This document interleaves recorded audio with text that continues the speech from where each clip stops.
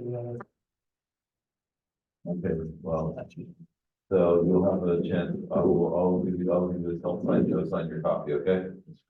All right, Okay, Rabosai, we'll get started. what? Get started. Yeah, So you'll give me some. We're on Daf Ayin Dalet on base, and we began the sugya of Gimel Averos Chamuros, one of which is Gili Arayos, which is a derivative of Ritzicha, and the Gemara makes that Hekesh. And if you recall, on Daf Ayin Dalet Amud Aleph, the Gemara establishes Yeharig Val Yavar in the case of Avodah Zarah from B'chol Nafshecha, in the case of Ritzicha from a Svara of my Chazis, and in the case of Gili Arayos from an equation to Ritzicha. Correct? So that's what we know. Now we have a Gemara that we began before Pesach on Daf Ayin Dalet on Beis, and the Gemara wants to know about Esther.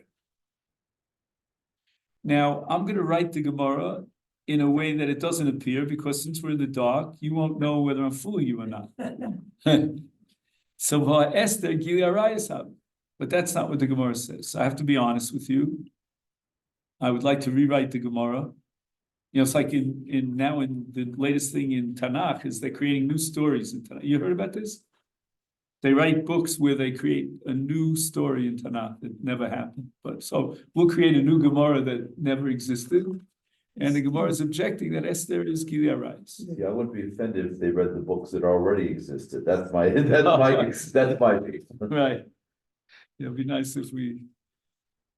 So in any event, the Gemara somehow skips over this step of Esther Gili Arayos.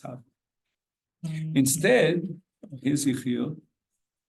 He's the man with the electric keys, probably. Well, my app stopped working, so I don't know. Okay. I can try. I don't think it works. So we'll call this the romantic sheet. I wrote to Sarah also. I also wrote to Sarah. Yeah. Oh, you've also. She looks like you can do it We should on learn the way they did in my father's shtetl when he was being brought up by candlelight. Yeah. Old flesh.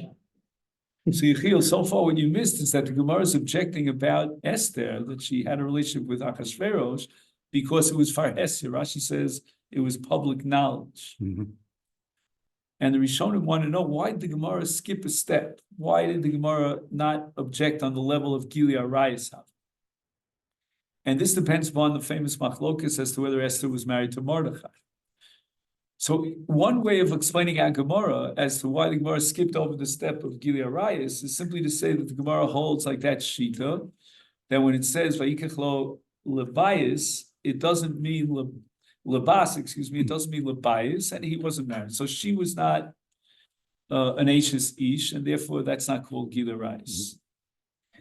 However, there are two other approaches that are brought down in this Tosfos here for Esther Karka Olam Havi on Daf Ayin Dalet Amud Beis, one answer in the name of the Rivam and another answer in the name of Rabbeinu Tam. Let's begin with Rabbeinu Tam, because that's a little bit easier. And Rabbeinu Tam is going to claim that even if she was married to Mordechai, I grant you that assumption, but nevertheless, Gili Arayos for an Ashes Ish only applies with another Jewish man, but not with a non-Jew. And since Achashverosh obviously was a non-Jew, therefore there's no Gili Arayos. It comes under what's called Shar Mitzvahs HaTorah. For example, Lo Tischatein Bam.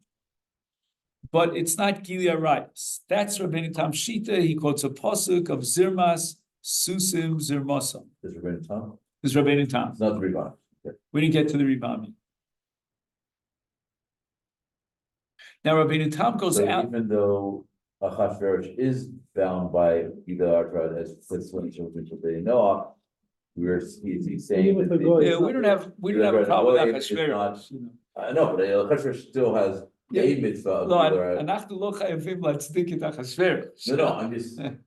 אנחנו חייבים להצדיק את אסתר. It's not that the act.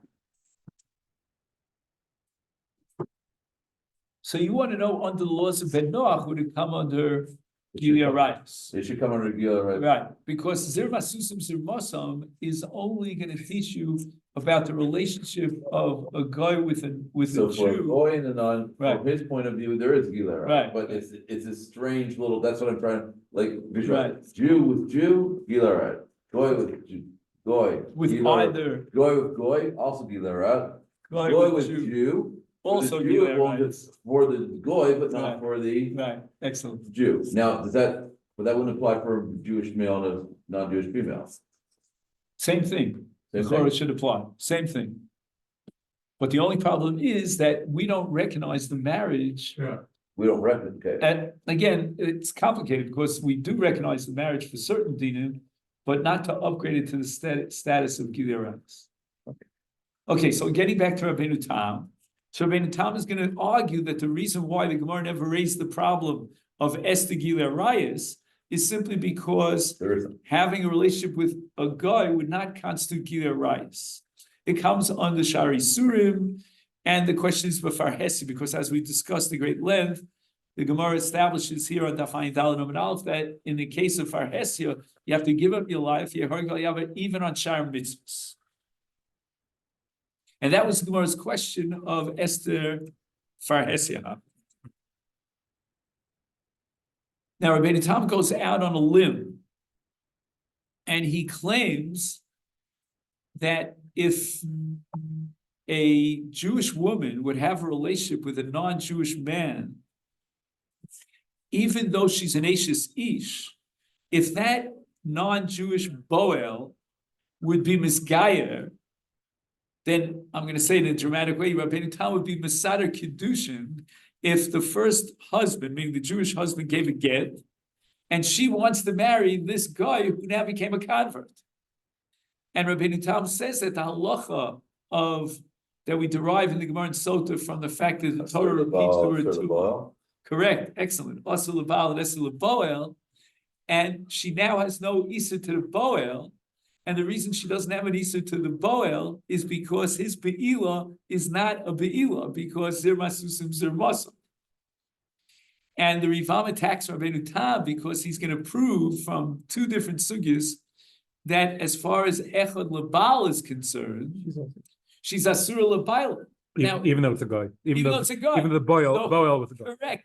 A married woman has a relation with a guy, and there's no question about it, hands on, that now she can no longer remain married to a husband.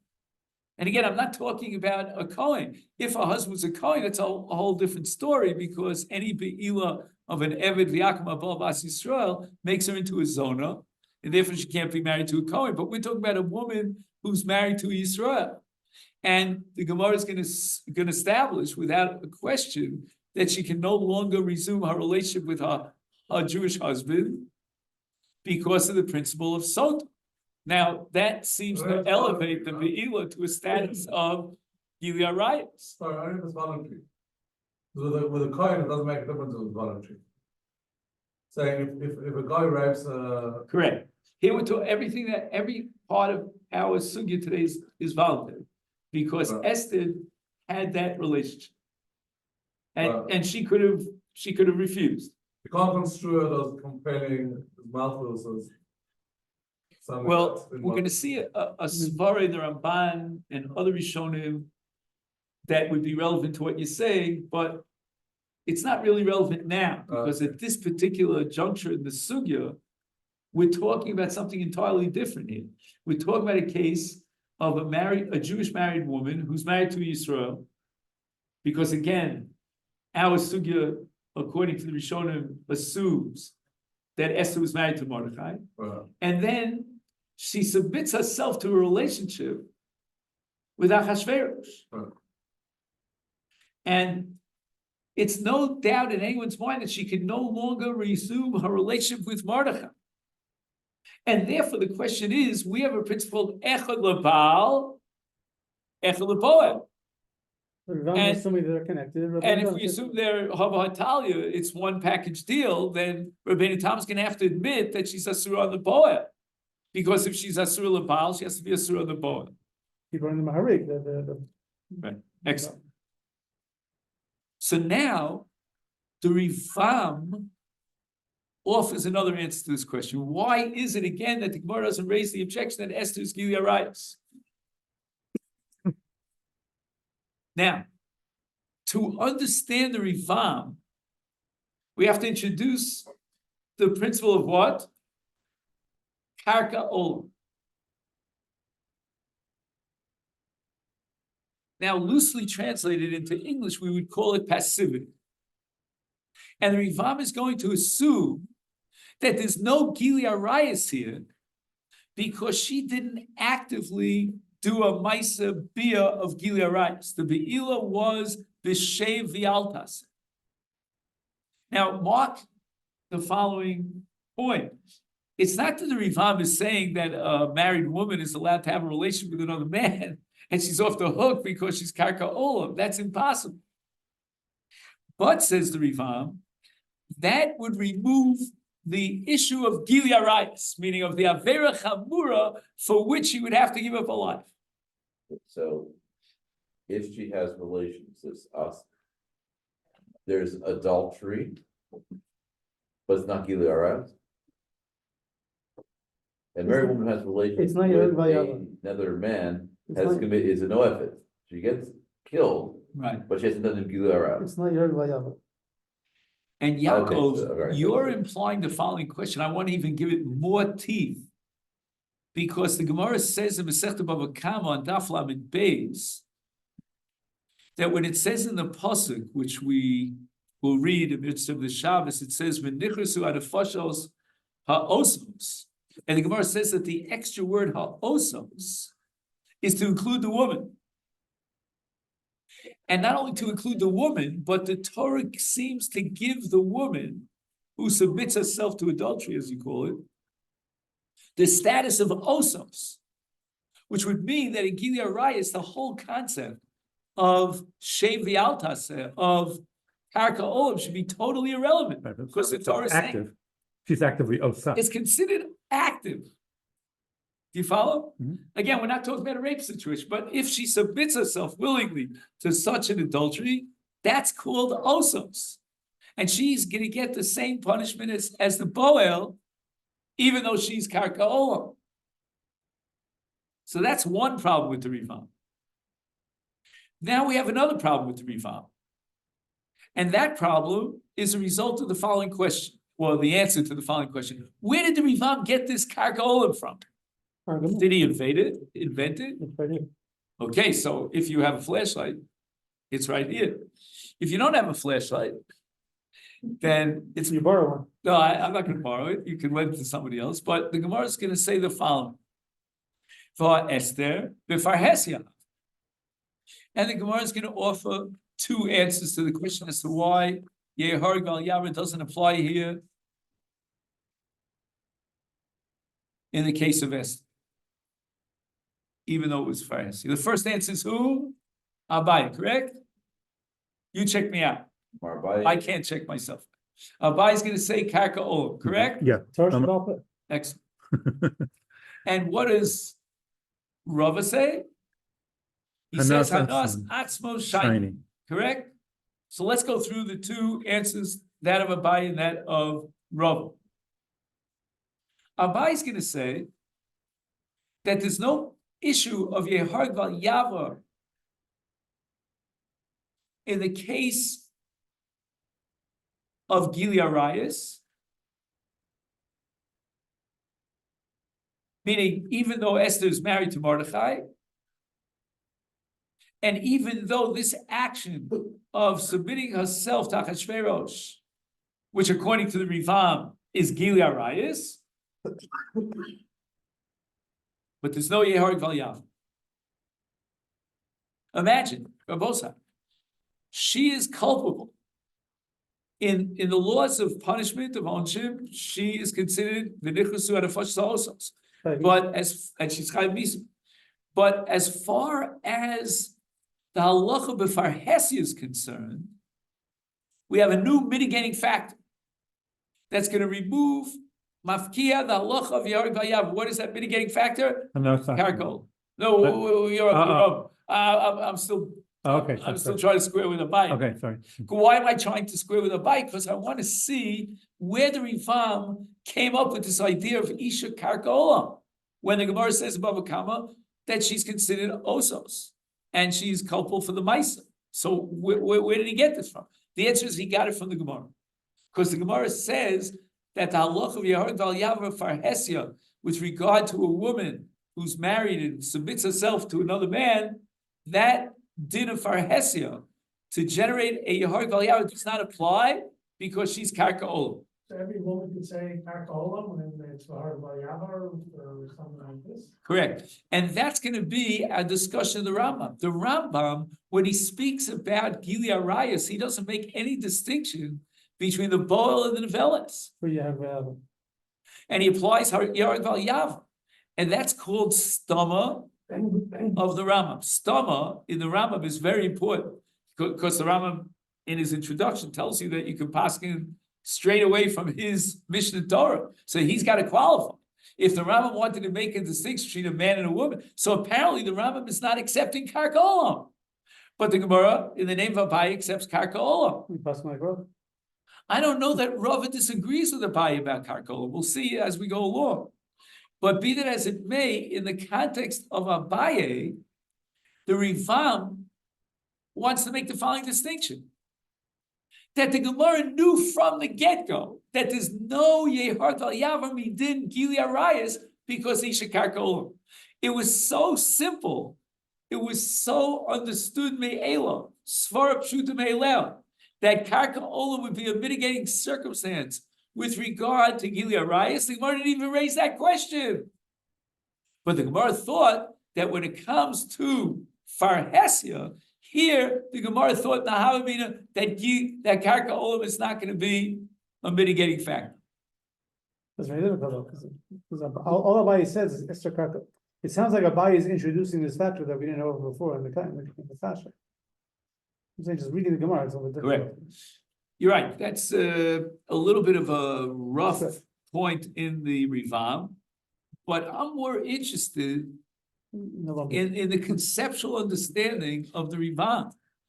Why does the Rivam, on the one hand, if I can use a little Yiddish, neman as a Dover Pashut, that Karka Olam would remove Gili Arayas, and yet the Gemara insists that Farhesia is going to generate Yehar Val Yav, despite the fact that she's Karka Olam, and Abaye's Chiddush is not to be Mechadish Karka Olam. The Gemara knew about Karka Olam. What the Gemara didn't know is that Karka Olam would help me in a case of Gili Arayas B'Farhesia. And you feel it between Arayas and Chil Hashem. Oh, so you're going to have to introduce Chil Hashem. What does it mean? They have video now? Yeah. Okay. There's another one at 8:30. Right, 8:30. That's good for me. 8:30. Maybe good for all of us, because actually this is like the earliest Myra. Yeah. So it works like this. Now, what- Excuse me. Yeah. I'm asking you to just repeat something, but like, Go ahead, what are the two things? There's a way, it's a mitigating factor for Yereg Valyav, or because even though it's preferred, yeah? And Well, that's Abaye's Chiddush. oh, okay, Before Abaye, we Before didn't know Abaye. that. okay. We thought that Karka Olam would not be a mitigating factor in Farhesia, and the law would be Yehar Val Yav, and that's why the Gemara asked, well, Esther Farhesia, how could she allow herself to submit herself to Achashverosh? So what is the Rivam coming to? I'm getting. But the Rivam is coming to answer the question which you missed in the first 2 minutes of the Shia. Why didn't the Gemara raise a more fundamental question? Forget about Oh, Farhesia. Gila, It's Gili Arayis. And on that, the Rivam answers that the Gemara took on as a double portion without even blinking an eyelash. meaning the big that- three, one of the big three that. There were big three. Okay. That Karka Olam would remove Yehar Gal Yavra. That was understood by the Gemara from the get-go. Mhm. What the Gemara doubted was that Karka Olam could be a factor to mitigate in the case of Farhesia. Okay, I get it. Then the structure of the Rivam. Yeah, I get it.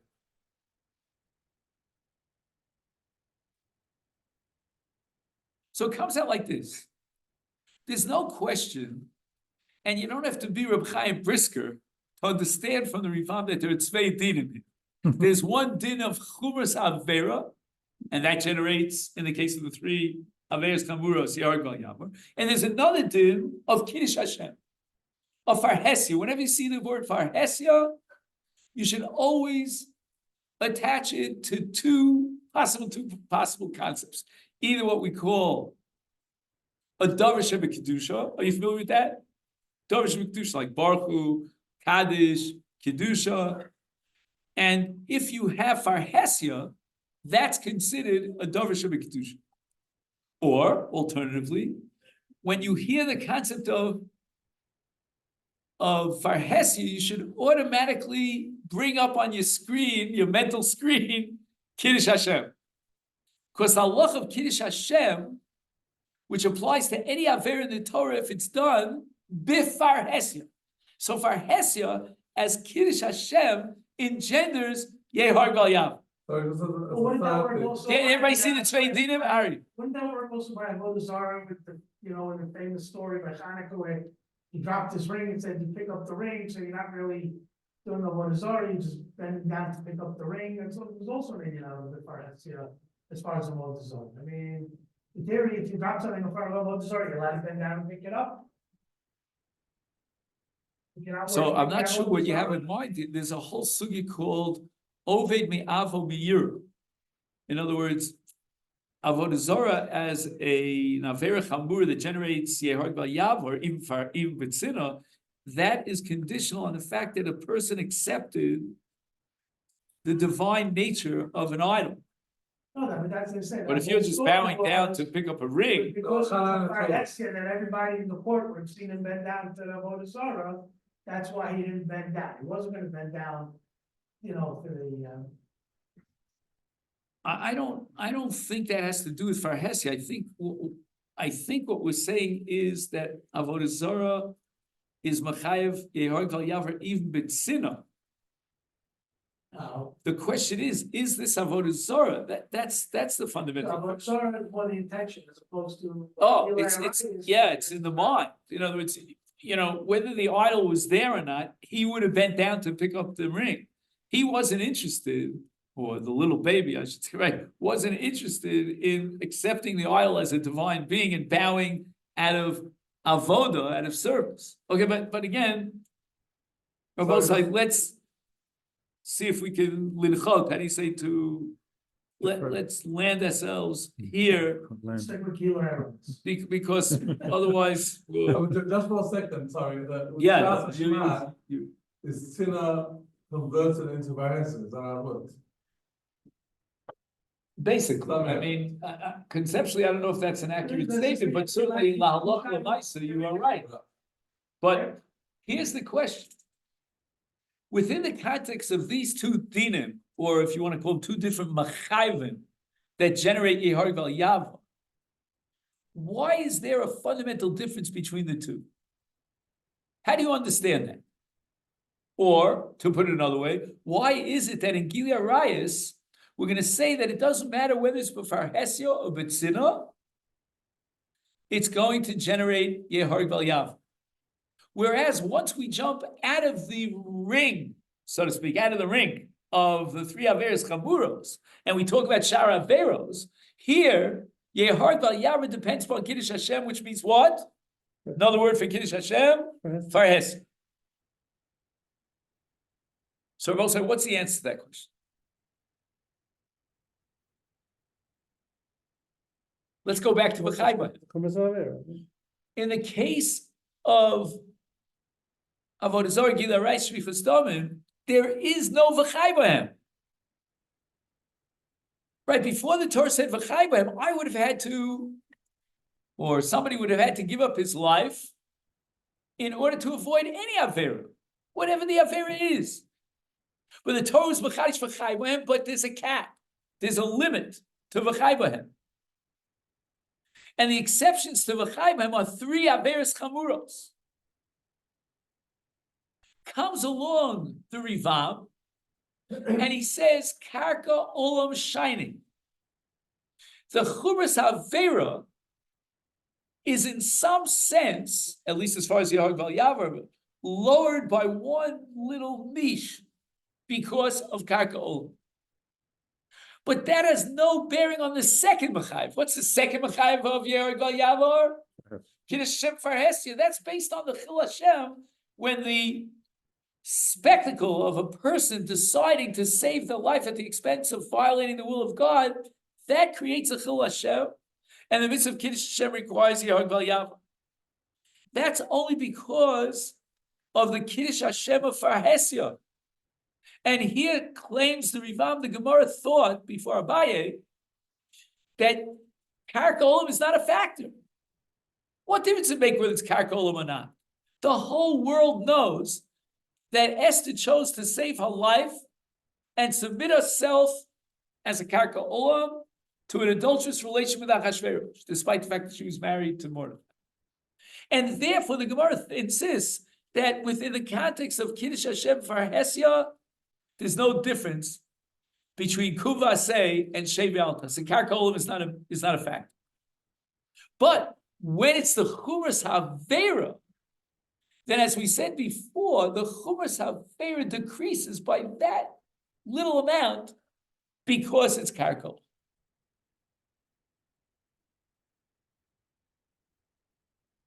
Well, you could maybe you could understand that because in the sense that these three are very chamur, and when you have Karka Olam, it mitigates the chumra, and you can understand that. That's correct. Whereas when you're talking about Kiddush Hashem and Farhesia, even a little thing, even I don't know, even tying your left shoe before your right shoe, I don't know. Okay. If you did it, before Hesia, and people know that they were coming to Mavirot al Adat, that even that's the Yereg Gal Yavor. So Right. even and that's not such a chamor thing. So it's true that in the Havamin at least, that the fact that it's Karka Olam lessens the severity of the act, Excellent. but it doesn't change the fact that you're doing something publicly, Which is violation of the Torah. which is taken away from Kiddush Hashem. Correct. That's what we're saying here in the Rivam. But we have to understand this is a maskon of Abaye, and Abaye says, you know what? Even when we're measuring Chil Hashem and Kiddush Hashem, there is still a difference between active and passive. I think the Havamin is easier than the Maskana here. Possible. No, but you could say that Kiddush Hashem all has to do with my sign, right? That's to do with, maybe people have the recognition. There may be certain laws, people intuitively know that it's forced upon them. I'm saying there's certain things that they'll realize are not willingly done. When you don't violate the will of God actively, it's not that same level of Chil Hashem. Chil Hashem is when you go out and you violate the will of Hashem. So Karka Olam, according to Abaye, is going to be a reduction, so to speak, in the element of Chil Hashem. And therefore, she was allowed to submit herself passively, even though it was Farhes. And it was well known. So far, so good? Yeah. Okay. The question is the Maskana, why is it okay? Why is Karka Olam allowed even with Farhesia? So that's what we're saying, that the level of Chil Hashem, that Chas v'shalom, a person goes ahead and he violates the will of God, is Mitigated. mitigated by Karka Olam. So to review, we now have three approaches to explain Esther. Either she wasn't married to Mordechai, and therefore the Gemara didn't even think, it didn't cross the mind of the Gemara to ask the question about Gilead Arayos. Or number two, she was married to Mordechai, but as the Rabbeinu Tam insists, Zirmas Susim Zirmos.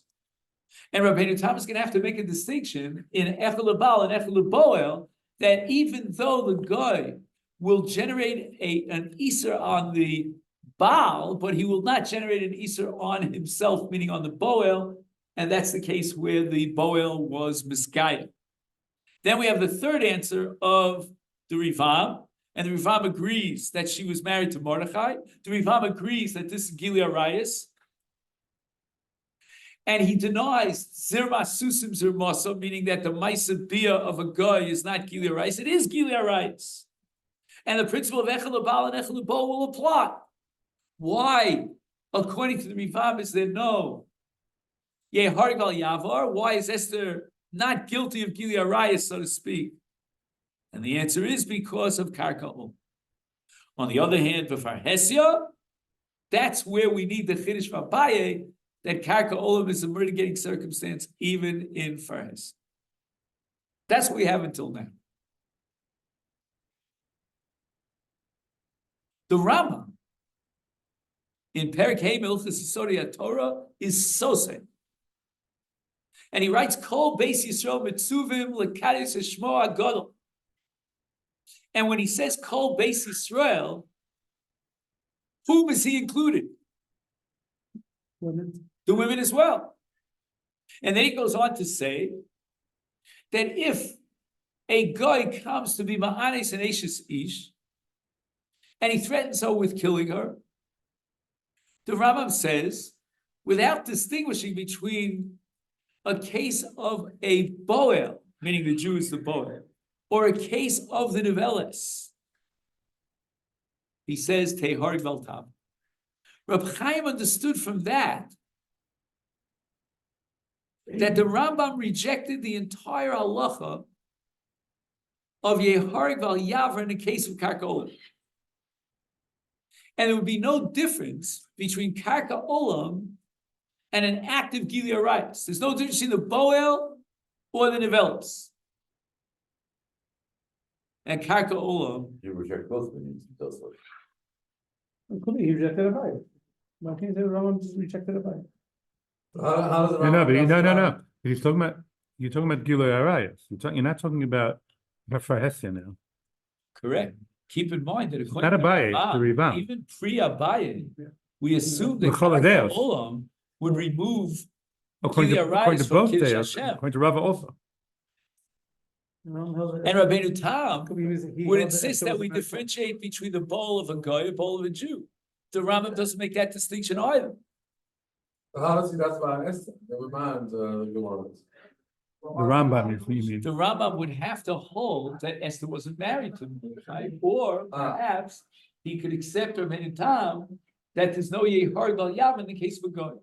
Well, you say, I think the Rambam is like a Rasha, which you're saying. No. Let's not create new. Well, that's what I got. That's the Nodi Yehuda. I don't know that That's there's no the- rush. That's You the know, Yehuda said that, yeah. There may be a sugya here of Yael. You remember about Yael and Sisro and Rosh Hashanah. But we're not getting into that.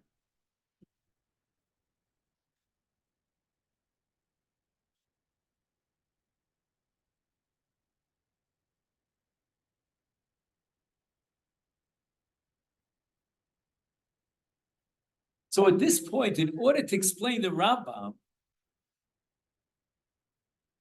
what we need is a few lines in Tosfos.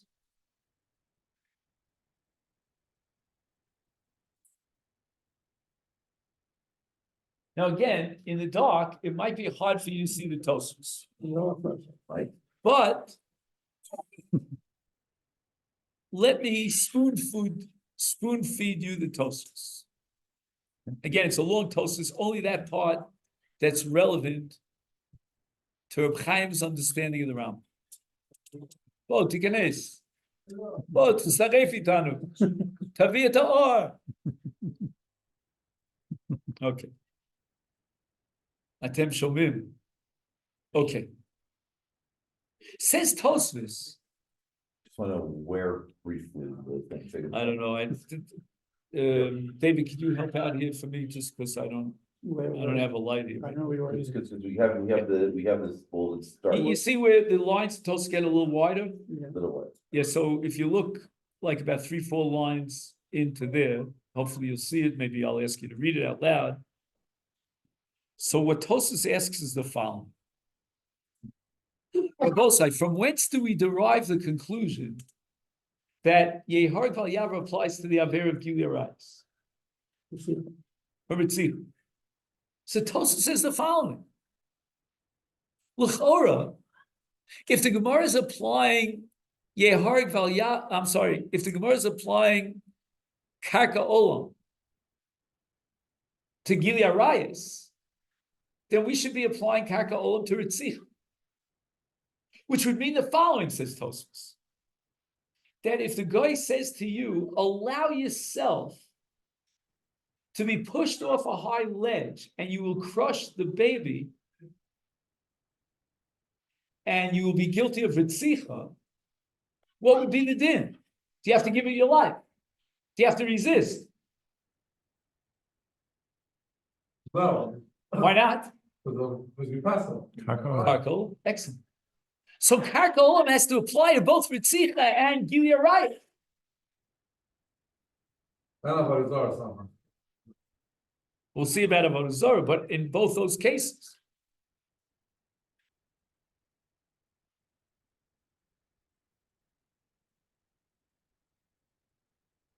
So therefore, Tosfos says that if in the case of Ritzicha, which is called the Nidon, if you follow what I mean. Do you remember the rule of Dayol of Vamin Adin, Nios Kinidon? Yeah. So there's the Vamin Adin and this Nidon. Mhm. The Nidon, again, let's not get into the etymology of it right now, leave that out. But for our purposes, B'merchot Kfulot, the Nidon is the Malamed,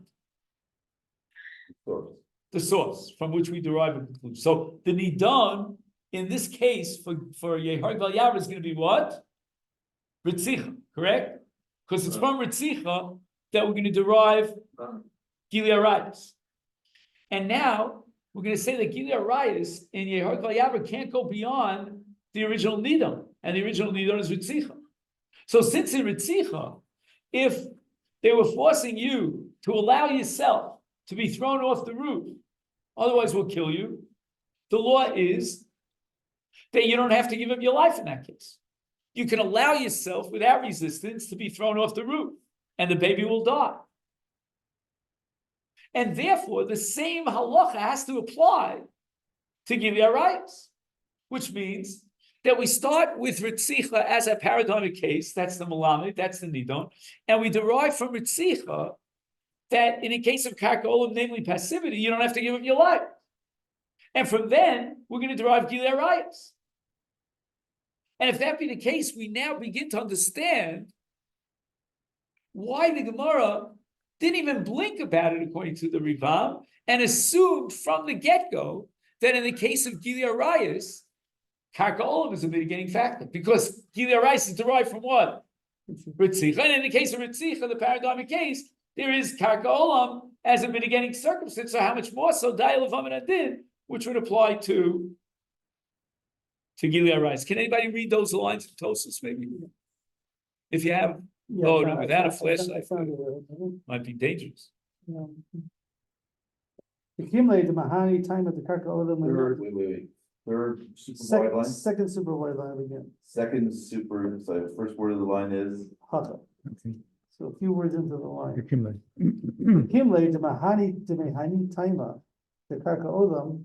The Mahani time of the Karka Olam. The end of Mikhaeva Vimsar Atzma Bisham Alayis. Why?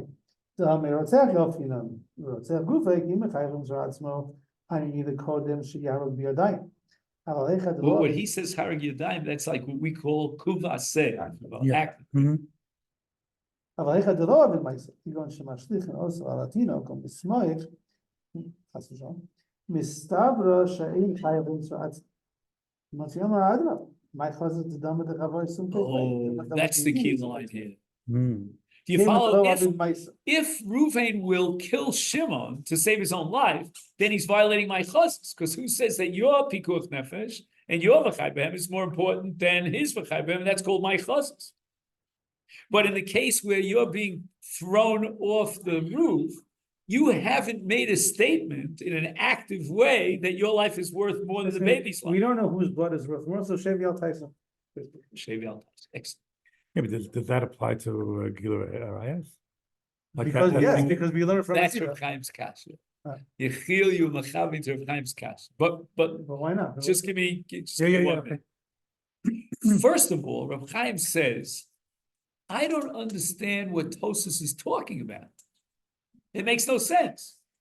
Because Tosfos wants to make a point about Karka Olam with regard to Ritzicha.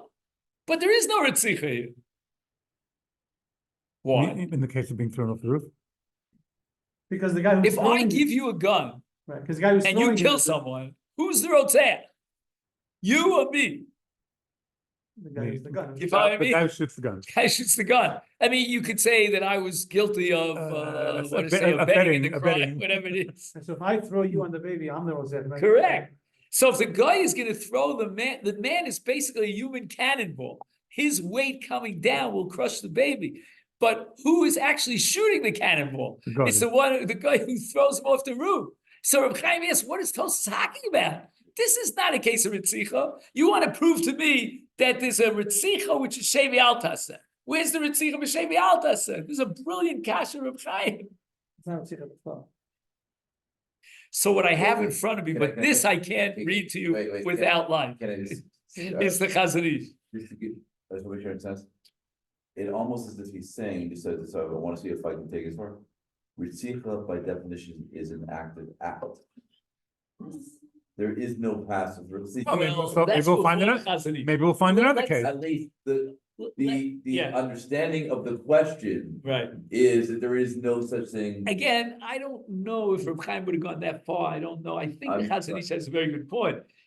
I don't know, Reb like- Chaim, in a sense, says that we have to rewrite the text in Tosfos. You can't take Tosfos literally. No way, no how.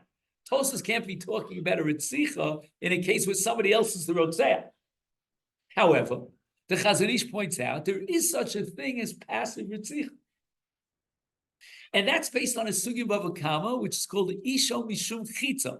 Have you ever heard of it? Yeah. Oh, so Reb Chaim points out, the Chazon Ish points out the following, that let's say a man is on a ledge of a roof,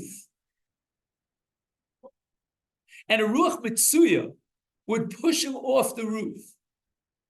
That's called Isho Mishum Chitza. Why? Because the Gemara says above Kama, Hiniach Avno Sakino Maso al Rosh Gago, Uba v'hipila beruach Mitsuya, he's chayav b'tores Odom Amazik. What do you mean Odom Amazik? The wind blew the knife off the top of the roof. And you put it in a position where. But that's every Yes, ace. That's the right. definition of ace. Because wind always is what brings the ace Okay, to the kama. so but the idea is Yeah. that we're going to derive something about Ritzicha from the Zikin. Mhm, If in a Zikin you're considering me a Maisa Mazik, which is Odom Amazik, by virtue of the fact that the wind blew it over, mhm. so then the same logic should apply to Ritzicha. And your body is no different than Avno Sakinu Masol. So Gemara says that when Rabbi Yochanan, that Yishim Shem Pizza. I think we're passing like Rabbi Yochanan for our discussion, right? Mhm. So the Chazon Ish says the following. If a guy would put a gun to your head and say to you, climb up to the roof, there's a baby on the bottom and the Ruach Mitsuya is going to push you off the ledge, then according to the Chazon Ish, that should be a Hargal Yam. Why? Because there's a Ritzicha here. You will be considered a Rotzeach because the wind blows you off the roof. However, what Karka kind of Ritzicha are you? Karka Olam. Karka. And that's the case of Ritzicha the Karka Olam, where the wind will blow you off the roof. Again, to push that into You had to climb, Gnosis, you it's a had bit of a to, you had to stretch, climb up right? to the roof. You still had to climb up Oh. to the roof. So that's going to be a whole discussion in the Chazon Ish. Then again, with the riots also, you still have to. Let's say the guy says to you, allow us to take your body and place it on the top of the roof. And if not, we're going to shoot you. Okay, you can find a case. No, but I'm just saying Yeah. that in that case, you would not be able to apply Isha Mishum Chitza, because Isha Mishum Chitza applies with Iniach, Avno, Sakino, etc. al Rosh Gago. But here it was the guy who put him up on the roof. So who's considered the Rotzeach when I apply Isha Mishum Chitza? It's the guy who takes the body of the Jew and puts him on top of the roof. But if the guy threatens the Jew and he says you have to climb up to the top of the roof, that would be Ritzicha. But yet, there would be no Yehar Kal Yam. Why?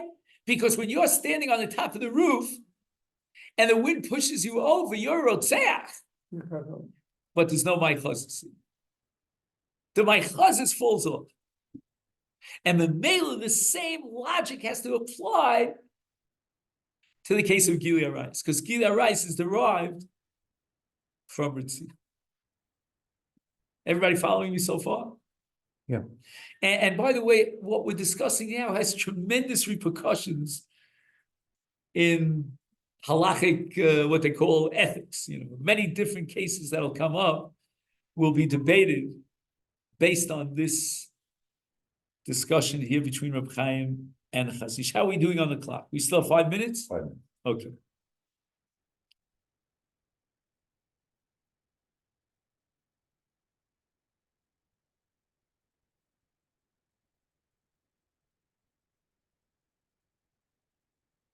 Now, Reb Chaim raises your point, Yechi.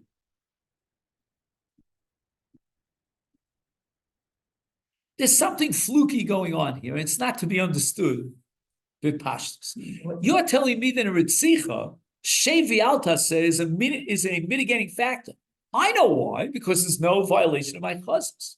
When you have a two nefashos, what we call nefashot shkulot, we don't have the right to say, Eze nefesh yoter yikara b'nei Hashem. So what do you have to do? You have to be passive. And that passivity, which will mean that somebody else will die, is not a violation of my chazos. So it means fundamentally that v'chai b'hem applies to the Aveira Ritzicha. Let me explain.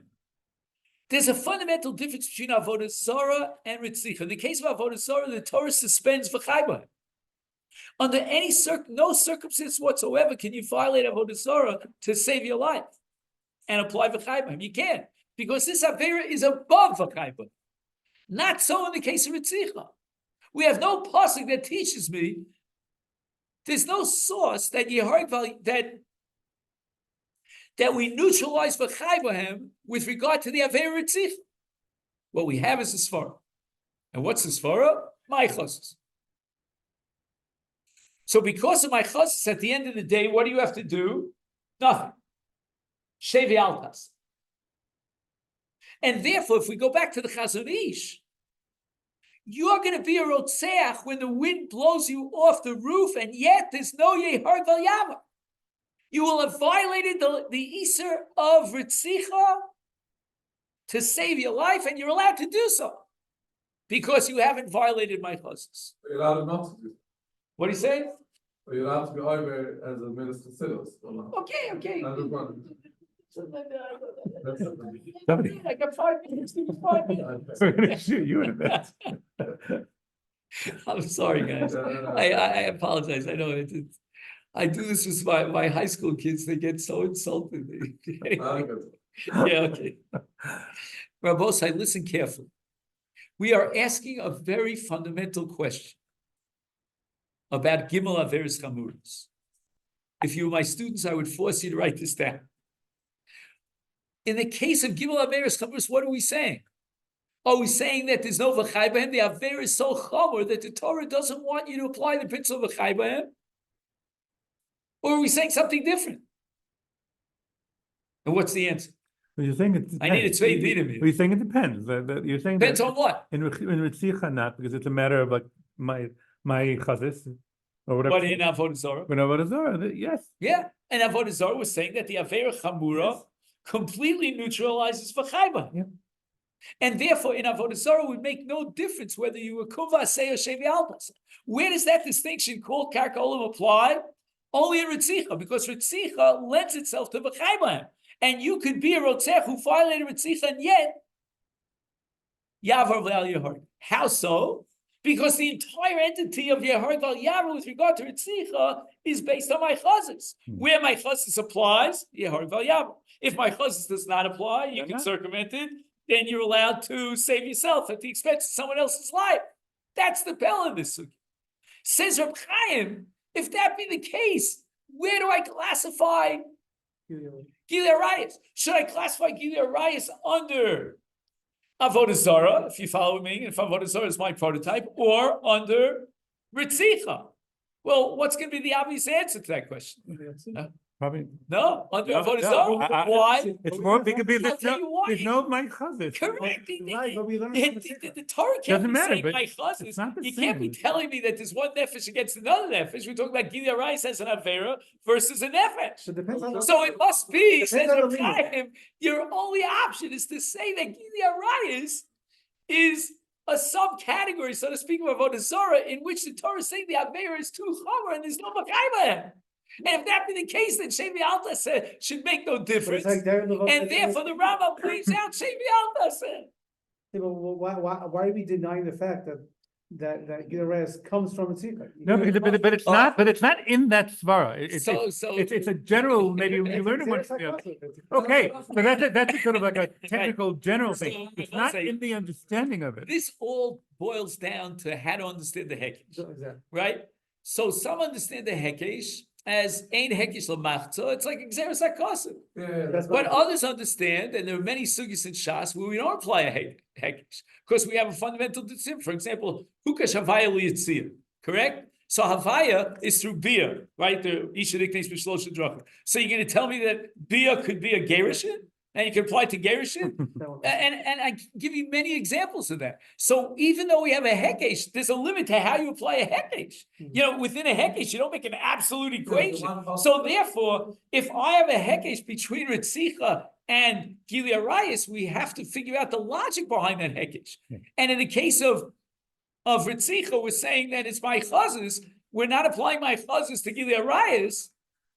Because how can you? So therefore, Reb Chaim says that to make any sense out of the Hekesh, you're going to have to apply a mechanical rule, and the derivation or the final outcome of that technical rule is that Gilead Rice is like Avodah Zarah, and there's no V'chaibahem, the Chumas Avera, and therefore, if she is guilty of the Chumas Avera, even in the case of Karka Olam, then the halacha should be our Galyam.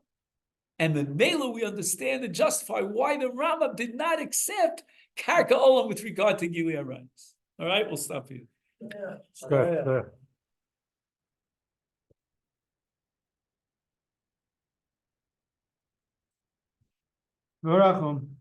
I gotta get this app to start working. Yeah. I don't know, I gotta find that Yeah, visa.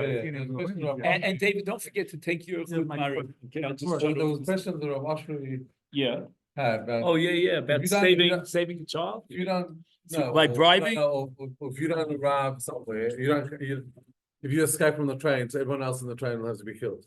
But you're allowed to track, you're allowed to escape, right? One second, sorry.